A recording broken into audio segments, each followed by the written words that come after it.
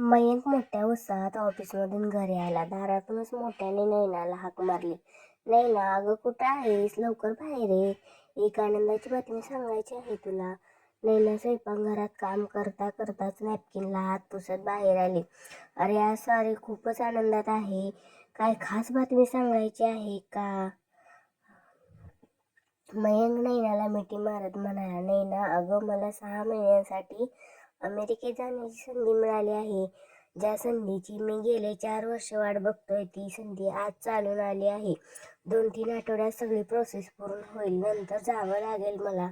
नैनालाही खूप आनंद झाला. अरे वा, खूप छान. खरंच तर तितक्यात अमन म्हणजेच मयंकचा धाकटा भाऊ घरी आला.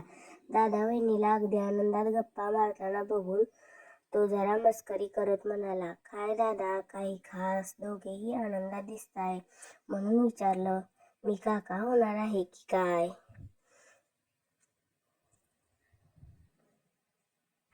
त्यावर तिघेही हसले. नैना लाजतच म्हणाली. काय हो भाऊजी, काही पण हा.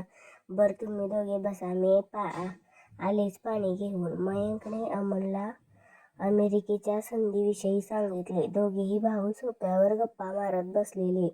नैना पाणी घेऊन आली. तोच मयंक म्हणाला. नैना, प्लीज चहा ठेवशील का? हो नक्कीच, म्हणत नैना चहा बनवायला किचनमध्ये निघून गेली. मयंक आणि नैना यांचं वर्षभरापूर्वी लग्न झालेलं. मयंक एका नामांकित कंपनीत नोकरीला, सुखवस्तू कुटुंबात वाढलेला.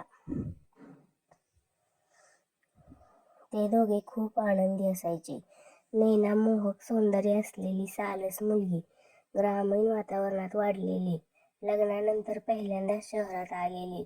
मयंक नैनाचे सौंदर्य बघताच तिच्या बाबतीत नकळत दिवसेंदिवस पजेसिव्ह होत होता. त्यामुळे बाहेर नोकरी वगैरे नको म्हणत त्याने तिची आवड लक्षात घेऊन शिवणकामाची कल्पना सुचवली. घरीच ती शिवणकाम करायची, त्यामुळे सोसायटीतच तिची ओळख होत गेली.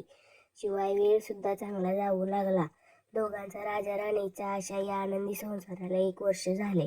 कॉलेज संपल्यावर आता 2 महिन्यापूर्वी अमनलाही त्या शहरात नोकरी मिळाली. त्यामुळे अमन सुद्धा दोघांसोबत राहू लागला.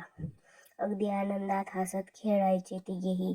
आज मयंकला परदेशात जाण्याची संधी मिळाली तसाच तो सगळ्या तयारीला लागला. नैना मात्र जरा अस्वस्थ होती. पहिल्यांदाच तो आपल्यापासून दूर जाणार म्हणून ती वरवर आनंदी दिसत असली तरी मनातून जरा उदासच होती.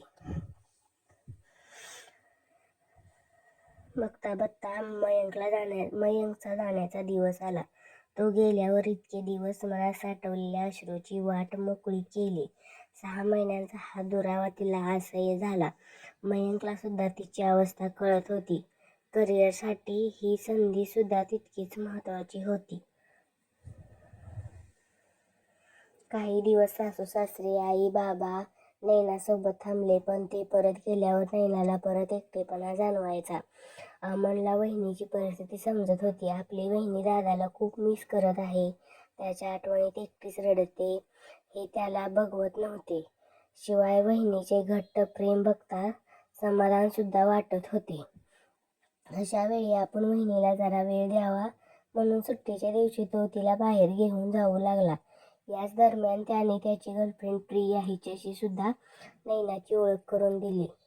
अमनच्या घरी प्रियाविषयी नैना सोडून कुणालाही माहीत नव्हते.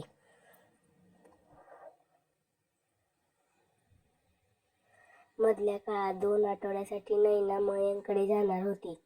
पहिल्यांदाच एकटी परदेशात जाणार होती, तेव्हा सगळी व्हिसा प्रक्रिया, शॉपिंग ह्यात अमन आणि प्रियाने तिला खूप मदत केली. त्यासाठी नैना आणि अमनला बाहेर जाता येताना बऱ्याच जणांनी एकत्र बघितले आणि त्याच्या नात्याचा भलताच अर्थ काढला. नैना 2 आठवडे मयंककडे जाऊन आली. त्याला भेटल्यावर तिचा आनंद गगनात मावेनासा झाला. परत आल्यावर पुन्हा एकदा तोच एकटेपणा आणि मयंकची आठवण तिची अवस्था होती. या दरम्यान अमन सुद्धा कामानिमित्त बाहेरगावी गेलेला. तशात तिची प्रिया सोबत असलेली ओळख मैत्रीत बदलली. प्रिया जरा मॉडर्न राहणीमान विचारसरणीची. आता तिचे नैनाकडे येणे जाणे वाढले होते आणि ही गोष्ट मात्र नैनाच्या शेजाऱ्या पाजाऱ्यांना खूपच खूपच होती. पूर्वी नवऱ्याला सोडून घराबाहेर न जाणारी नैना आता अमन आणि प्रियासोबत बाहेर फिरते. छोटे छोटे कपडे घातलेली प्रिया वेगळी अवेळी घरी येते. याचा सगळ्यांना वेगळाच तर्क लागला. 6 महिन्यांनी मयंक परत आला तेव्हा नैना आणि अमनमधल्या नात्याला त्याला जरा फरक जाणवला. अमन नैनाला अगदी बहिणी समान वागणूक द्यायचा. तिच्याशी हसत खेळत गप्पा मारत आल्या आपले सिक्रेट शेअर करायचा. पण मयंकला वरवर बघता त्याच्या नात्याचा अर्थ कळतच नव्हता. 6 महिने आपण दूर राहिलो. त्याच्या मनात शंकेची पाल चुकचुकली. त्यात भर म्हणून शेजाऱ्यांनी नैना आणि अमनविषयीची कुजबूज त्याच्या कानावर आली तेव्हा त्याचा संशय अजूनच वाढला.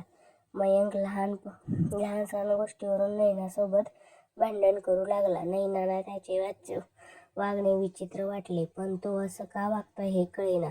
उगाच तिच्यावर चिडचिड करतो म्हणायचा. हल्ली तुझं माझ्याकडे लक्षच नाही. अमन करते तू सारखी. फार बदलली आहे या 6 महिन्यात वगैरे. नैना त्याला समजवण्याचा बराच प्रयत्न करायची. पण मयंकच्या डोक्यात संशयाचे भूत शिरले होते. ती कधी छान झाली तर तिच्याकडे संशयाने बघायचा. अमनसोबत नैना जास्त बोलायची त्याला आवडायचे नाही. बायकोवर तर संशयच घ्यायचा. पण सख्या भावावर सुद्धा त्याला आता विश्वास वाटत नव्हता. त्यात भर म्हणजे प्रिया अमनच्या आयुष्यात आहे याची त्याला कल्पना नव्हती. आपली बायको सुंदर आहे, तरुण आहे, शिवाय अमनच्या वयाची आहे. त्यामुळे तोही तिच्या प्रेमात पडला की काय असे त्याला वाटू लागले. दिवसेंदिवस त्याचा संशय वाढत गेला. नैना अमनसोबत त्याचे नाते सुद्धा बिघडायला लागले. दोघांच्या नात्यात आता सतत चिडचिड, भांडण, संशय. अमनला सुद्धा दादाच्या स्वभावात बदल जाणवला. त्याच्याशी बोलून सुद्धा तो असं का वागतो हे कळाले नाही. असंच एक दिवस सकाळी मयंक नैनावर कुठल्या तरी कारणावर मोठ्याने ओरडला. अमन ऑफिसला जाण्यासाठी तयार होता. मयंक मोठ्याने वहिनीवर ओरडतं हे त्याने पहिल्यांदाच बघितले. आणि काय झालंय बघायला तो दोघांच्या भांडणामध्ये पडला. तेच निमित्त झालं. मयंक अमनला नको ते बोलला. त्याला रागाच्या भरात म्हणाला, तुला काय गरज आमच्या भांडणामध्ये पडायची. क्षणभर तिच्या मनात स्वतःला संपवण्याचा विचार सुद्धा येऊन गेला. पण आपली काही चूक नसताना आपण स्वतःला का शिक्षा द्यायची. म्हणून तिने निर्णय घेतला मयंक सोबतचे नाते कायमचे तोडण्याचे. ज्या नात्यात विश्वास नाही, प्रेम नाही, संवाद उरलेला नाही, ते नाते जपण्यात काय अर्थ आहे. मयंकने सुद्धा अहंकारापोटी तिच्याशी संपर्क साधण्याचा प्रयत्न केला नाही. एक दिवस अचानक नैनाकडून आलेली डिवोर्स नोटीस मयंकला मिळाली. या दरम्यान अमनसोबत सुद्धा त्याचे संबंध जवळपास तुटलेले होते.